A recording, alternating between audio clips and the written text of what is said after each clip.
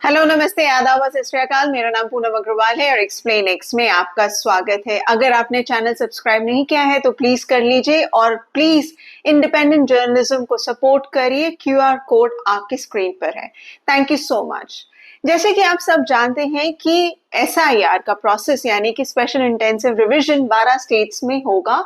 इसके ऊपर मैंने ऑलरेडी एक वीडियो बनाया है, आप प्लीज उसे देखिए और समझिए कि कहाँ कहाँ किस तरह से पूरा एसआईआर का प्रोसेस किया जाएगा बिहार के बाद। इनफैक्ट इलेक्शन कमीशन ने क्लियरली कहा है कि ये पैन इंडिया प्रोसेस है, लेकिन सेकेंड फेज में इन 12 स्टेट्स में पहले किया जाएगा। और ये पूरा जो प्रोसेस है, इलेक्शन कमीशन कह रहे हैं कि 3 महीने के अंदर ये प्रोसेस इलेक्शन कमीशन कंप्लीट कर देंगे। तो अब ये प्रोसेस ऑलरेडी शुरू हो चुका है 12 स्टेट्स में। अब इसमें जो इंपॉर्टेंट चीजें हैं जिसके बारे में आज का वीडियो है वो है मेनली एन्यूमरेशन फॉर्म। आप सबने सुना होगा कि बिहार एसआईआर के दौरान इलेक्शन कमीशन ने एन्यूमरेशन फॉर्म भरने के लिए कहा था सभी लोगों को जो कि बिहार के रेसिडेंट थे।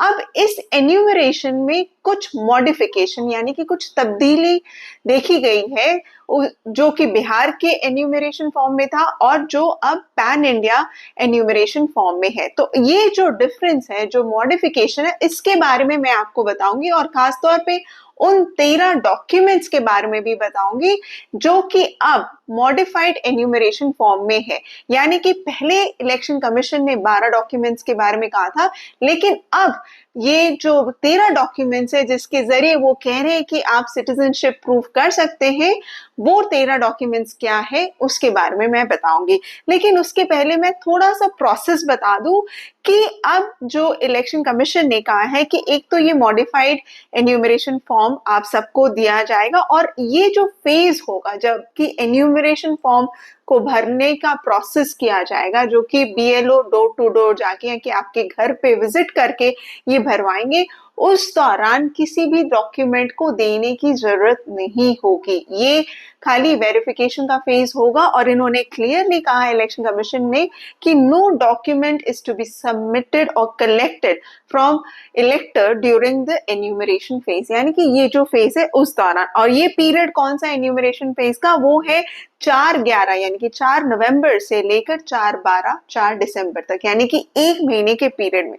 दूसरा ये क्या कह रहे हैं कि जो भी नोटिस इशू किया जाएगा जिन इलेक्टर्स को यानी कि वोटर्स को, वो ये पीरियड खत्म होने के बाद किया जाएगा। यानी कि जिनका नाम ड्राफ्ट रोल में नहीं आता है उनका, उन्हीं लोगों को ईआरओ यानी कि electoral officer, electoral registration officer जो है वो नोटिस इशू करेंगे और उनसे दस्तावेज मांगेंगे क्योंकि उनका नाम प्रीवियस एसआईआर यानी कि पहले के जो भी एसआईआर थे उसमें नाम नहीं था। तो नोटिस उन वोटर्स को तब इशू किया जाएगा जब ड्राफ्ट रोल पब्लिश हो जाए। अब ये जो ड्राफ्ट रोल पब्लिकेशन का समय भी इन्होंने बताया है कि पब्लिश होगा 9 तारीख को, 9 दिसंबर को, यानी कि एक महीने में ये एन्यूमरेशन फेज खत्म करेंगे। उसके बाद 9 दिसंबर को ये ड्राफ्ट रोल पब्लिश होगा और ड्राफ्ट रोल पब्लिश होने के बाद नोटिस इशू किए जाएंगे, तब आपको अपने सिटीजनशिप प्रूफ डॉक्यूमेंट्स को देने पड़ेंगे।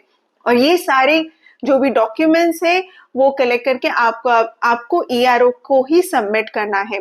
और ये जो डिक्लेरेशन फॉर्म है इसके बारे में भी इन्होंने डिटेल्स में कहा है। साथ में ये भी कहा है कि जब बीएलओ विजिट करेंगे घर किसी भी इलेक्टर के घर, तो उस समय वो कम से कम 30 फॉर्म 6 ले जाएंगे। यानी कि अगर आपके घर में कोई नया वोटर है जो कि 18 साल की उम्र आ चुकी है जिसकी, और वो वोटर लिस्ट में उसका नाम आपको जुड़वाना है, तो बीएलओ ये फॉर्म 6 लेकर जाएंगे अपने साथ और उसी समय फॉर्म 6 आप भर कर दे सकते हैं ताकि नए वोटर्स भी उसमें ऐड हो सके। तो ये फॉर्म जो ब्लैंक फॉर्म्स लेकर आएंगे उससे ये सुविधा हो जाएगी। तो इसका ये जो मेन चेंज हम देख रहे हैं अब ये बिहार और बाकी के 12 स्टेट्स में, ये पहले जब बीएलओ विजिट कर रहे थे बिहार के एसआईआर के दौरान उस समय फॉर्म 6 नहीं लेकर गए, नए वोटर्स को ऐड नहीं किया उन्होंने उसी दौरान। बट अब जब 12 स्टेट्स में होंगे तो ये नए वोटर्स को भी ऐड करवाएंगे। तो ये मेन चीजें जो अभी हम देख रहे हैं, चेंजेस जो देख रहे हैं, ये जो प्रोसेस है जो फॉलो किया जा रहा है उसमें हम देख रहे हैं। और बीएलओ अब ऑफ कोर्स इसके प्रीवियस वीडियो में मैंने बताया है कि वो मैचिंग ऑलरेडी करके जाएंगे अगर आपका नाम पहले एसआईआर में था, यानी कि 2002 से लेके 2004 तक के जो एसआईआर हुए थे डिफरेंट डिफरेंट स्टेट्स में, उस एसआईआर के इलेक्टोरल रोल में आपका अगर नाम था तो फिर आपका नाम मैच करके बीएलओ उसी हिसाब से वो फॉर्म भर कर आएंगे आपके घर में और बाकी की प्रोसेस को भी कंप्लीट करेंगे, ये चेक करने की कि कितने लोग वहां रह रहे हैं या शिफ्ट कर गए हैं या किसी की मृत्यु हो चुकी है आपके फैमिली में या कोई ऐसा वोटर है जिसके 2 कॉन्स्टिट्यूएंसीज में नाम है, तो उस तरह से वो वेरिफिकेशन उसी दौरान कर लेंगे। तो ये चीज आप प्लीज ध्यान रखिएगा कि कोई भी नोटिस जो भी इशू होगा वो ईआरओ तभी करेगा ड्राफ्ट रोल कंप्लीट होने के बाद, और एन्यूमरेशन फॉर्म के साथ आपको किसी भी तरह के दस्तावेज देने की जरूरत नहीं। अब आते हैं हम सीधा जो मॉडिफाइड एन्यूमरेशन फॉर्म है उसके ऊपर, जो कि किस किस तरह से इन्होंने, इनफैक्ट इलेक्शन कमीशन ने कहा है कि बिहार में एसआईआर के बाद उन्होंने कई सारी मीटिंग्स की और कई सारी चीजों को अपनाया या चेंजेस किया, जो एक्सपीरियंस उनको बिहार में मिला। तो अब जो नया मॉडिफाइड जो आपका एन्यूमरेशन फॉर्म है उसका लिंक भी मैं आपको इस पर्टिकुलर वीडियो के डिस्क्रिप्शन बॉक्स में डाल दूंगी। तो उसमें आपको ओल्ड और नए फोटो देना है ताकि पुरानी फोटो आपकी, कई लोगों की वोटर कार्ड की जो फोटो होती है वो क्लियर नहीं होती, तो नए फोटो को आप लगाएं ताकि नए फोटो से वो आपको वेरीफाई कर सके आसानी से जब आप वोट देने जाएं। इसके अलावा आपको अपनी डिटेल्स तो देने ही है, आधार कार्ड यहाँ पर एक ऑप्शनल सेक्शन उन्होंने रखा है, साथ में उन्होंने मांगा है जो एड ऑन सेक्शन है, details of the इलेक्टर in the electoral roll of the last SIR. अगर आपका नाम, यानी कि आप जो वोटर जिसका फॉर्म भर रहा है, अगर उसी का नाम पहले वाले एसआईआर में है तो वो सेक्शन में उसे पूरा डिटेल्स देना है, और अगर आपके किसी भी रिश्तेदार का नाम है तो आपको उस रिश्तेदार का नाम उस पर्टिकुलर सेक्शन में, बगल वाले सेक्शन में देना है। तो ये 2 कॉलम्स उन्होंने बना रखे और यहाँ पर आपको देना है नाम, एपिक नंबर, रिलेटिव का नाम, रिलेशनशिप, डिस्ट्रिक्ट, स्टेट और असेंबली कॉन्स्टिट्यूएंसी नेम। तो ये डिटेल्स आपको भर के देना है। ये एक जो चीज उन्होंने मॉडिफाई की है इस पर्टिकुलर नए वोटर एन्यूमरेशन फॉर्म में। इसके अलावा जो उन्होंने कहा है, इस जो कि पहले एन्यूमरेशन फॉर्म में भी था कि किन किन लोगों को किस तरह के डॉक्यूमेंट्स देने, अगर आपका जन्म 1987 तक में हुआ है तो आपको सिर्फ अपना एक अटेस्टेड बर्थ सर्टिफिकेट देना है या मेट्रिकुलेशन सर्टिफिकेट जिससे प्रूफ हो जाए कि आपका जन्म किस तारीख को हुआ था और कहाँ हुआ था। अगर आपका जन्म 87 के बाद हुआ है और 2004 के पहले हुआ है, तक में हुआ है, तो आपको अपने माता या पिता का किसी भी एक का डेट ऑफ बर्थ सर्टिफिकेट या प्लेस ऑफ बर्थ सर्टिफिकेट देना है। और आपका जन्म अगर 2004 के बाद हुआ है तो आपको दोनों, माता और पिता दोनों का डेट ऑफ बर्थ या प्लेस ऑफ बर्थ सर्टिफिकेट देना है, ये प्रूफ करने के लिए कि वो भारत के नागरिक हैं। तो ये चीज आपको एज पर सिटीजनशिप लॉ इन्होंने इलेक्शन कमीशन ने फॉलो किया। अब आते हैं 13 डॉक्यूमेंट्स जो इन्होंने मांगे हैं। आप सभी को पता है सबसे बड़ी कंट्रोवर्सी इसी पर आई थी कि इलेक्शन कमीशन कैसे किसी के भी सिटीजनशिप प्रूफ को मांग सकता है, क्योंकि ये उनका मैंडेट नहीं है और ये चीज सही है। इलेक्शन कमीशन का मैंडेट नहीं है कि वो किसी से भी सिटीजनशिप प्रूफ मांगे जो कि एग्जिस्टिंग वोटर है, यानी कि अगर आपका नाम वोटर लिस्ट में ऑलरेडी एग्जिस्ट कर रहा है तो वो नहीं मांग सकते। और इस पर ऑलरेडी बहस चल रही है सुप्रीम कोर्ट में कि ये इलेक्शन कमीशन का मैंडेट नहीं है। तो अब सुप्रीम कोर्ट उस पर डिसीजन लेंगे। अब अगली सुनवाई 4 नवंबर को है, तो हम देखते हैं उस दिन क्या होता है, किस तरह से वो अपने आर्ग्यूमेंट्स प्रेजेंट करते हैं इलेक्शन कमीशन।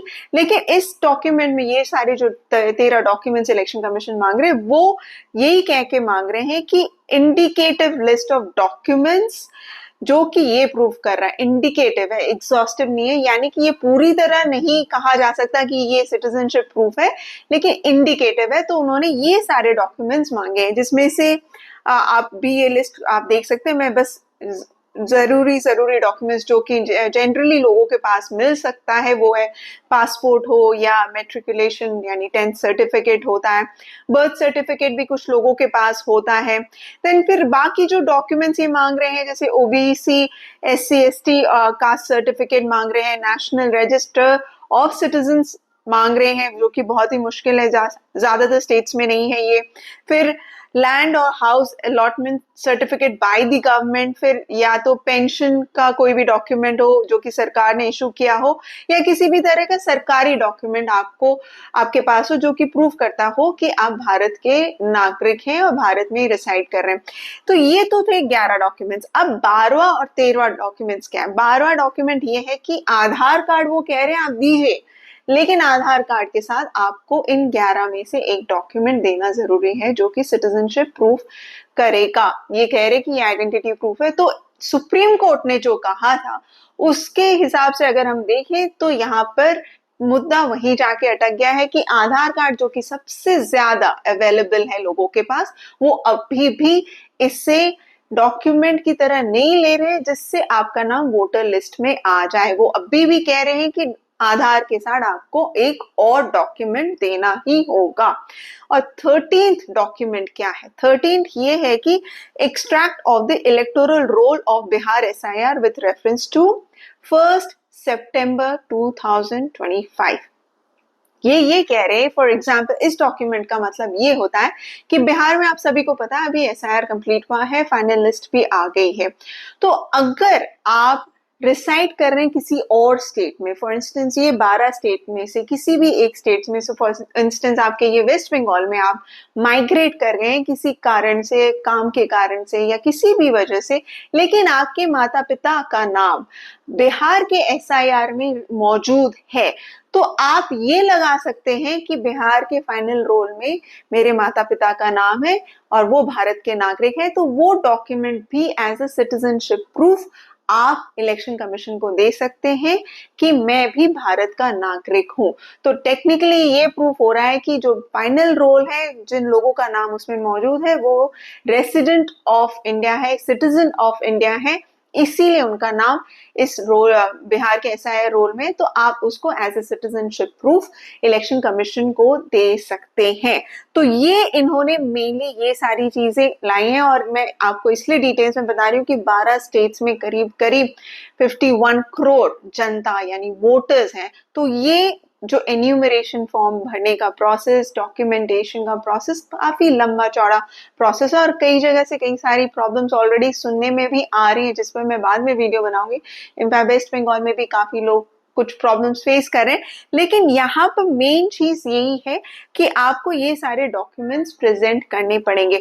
अब इसमें एक चीज और उन्होंने कहा है कि अगर सपोज करिए आप वोटर हैं लेकिन आप घर में उस समय मौजूद नहीं है, आप किसी और शहर में और बीएलओ उसी दौरान आपके घर आ जाता है, तो उन्होंने ये ऑप्शन दिया है कि या तो वोटर खुद साइन करे एन्यूमरेशन फॉर्म, या तो फैमिली का कोई भी सदस्य जो घर में मौजूद है वो एन्यूमरेशन फॉर्म साइन कर सकता है आपके बिहाफ पे। तो अगर आप घर पे नहीं है किसी कारणवश लेकिन फैमिली का कोई मेंबर मौजूद है तो आपको टेंशन लेने की जरूरत नहीं है उस हिसाब से, क्योंकि बीएलओ फिर आपके फैमिली के किसी भी मेंबर से वेरिफिकेशन करके आपके डॉक्यूमेंट्स जो भी देखने होंगे या वेरीफाई करने होंगे उसके बेसिस पे वो कर लेंगे एंड देन उसके बाद उसी मेंबर को सिर्फ साइन करना है। तो ये एक चीज थोड़ी राहत है क्योंकि कई सारे लोग माइग्रेट कर जाते, कोई शहर से बाहर होता है, कोई जरूरी नहीं कि आप जब घर पे हो तभी बीएलओ आए। तो ये है नया मॉडिफाइड एन्यूमरेशन फॉर्म। आप प्लीज इस पर्टिकुलर फॉर्म को खुद भी जाके देखिए। ऑलरेडी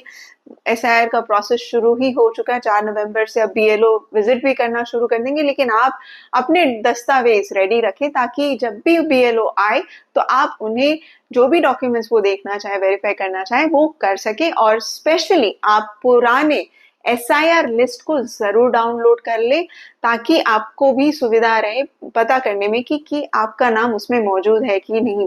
ज्यादातर जो 12 स्टेट्स हैं, जो इसमें से ज्यादातर स्टेट्स में 2002 में एसआईआर हुआ था। एसआईआर से मेरा मतलब है रिविजन ऑफ इंटेंसिव नेचर, और 2003 में कुछ स्टेट्स में हुए थे जैसे कि एक मध्य प्रदेश में हुआ था। तो ये सारी डिटेल्स आप अपने सीईओ वेबसाइट पे जाएंगे तो मिल जाएंगे। आशा करती हूँ आपको ये वीडियो पसंद आएगा। आपके कुछ भी सवाल हो तो प्लीज कमेंट सेक्शन में जरूर लिखिएगा एंड आपको ये वीडियो कैसा लगा प्लीज उसके बारे में भी लिखिएगा, और किसी और चीज पर अगर आपको लगता है मुझे वीडियो बनाना चाहिए तो वो भी प्लीज बताइएगा। Please do like, share and subscribe to my channel. Please support independent journalism and thank you so much for watching this video.